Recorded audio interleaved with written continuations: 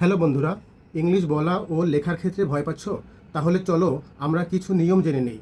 আর যদি আমার ভিডিওগুলো ভালো লাগে এবং কিছু শেখার থাকে তাহলে চ্যানেলটি সাবস্ক্রাইব, লাইক ও কমেন্টস করতে ভুল করো না। এখানে আই ওয়ার্ক ব্ল্যাঙ্ক স্যামসাং, এখানে কোনটি সঠিক হবে? ইন, ফর অথবা as?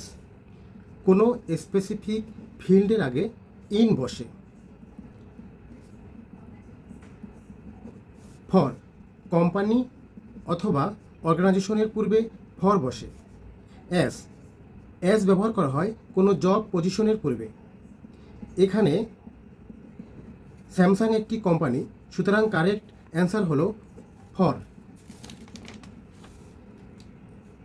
Next, I arrived blank Australia. In or at কোনটি সঠিক? In, city, town, country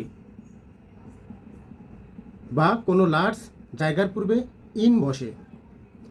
at, at ব্যবহার করা হয় স্পেসিফিক লোকেশনের পূর্বে অথবা স্মল জায়গার পূর্বে।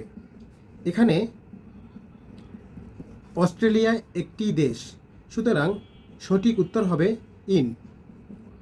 Next, are you angry blank me কোনটি সঠিক? With or about? উইথ ব্যবহার করা হয় সামওয়ানের পূর্বে, অর্থাৎ কোনো পার্সন বা ব্যক্তির পূর্বে। আর অ্যাবাউট ব্যবহার করা হয় সামথিং বা কোনো বিষয়ের পূর্বে। এখানে সঠিক উত্তর হবে উইথ। বন্ধুরা, তাহলে এবার তোমরা বলো তো, হি অ্যারাইভস ব্ল্যাঙ্ক জাপান এর সঠিক অ্যান্সার কী হবে তা শীঘ্রই কমেন্টস করে জানাও। Thanks for watching.